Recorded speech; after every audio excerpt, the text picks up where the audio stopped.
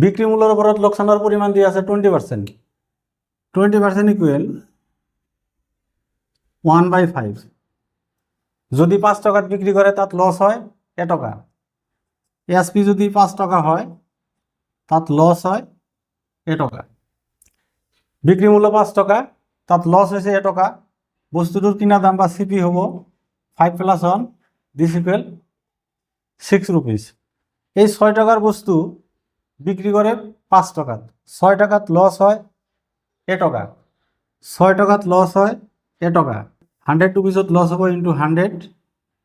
2 রে কাটিলে 3 বার, 2 রে কাটিলে হব 50 বার। This equal 50/3। 350 যাব ষোল্ল বার, বাকি থাকিব 2 / 3। বস্তুর ক্রয় মূল্যের ওপৰত লোকসানেৰ পৰিমাণ হব 16.3 2%।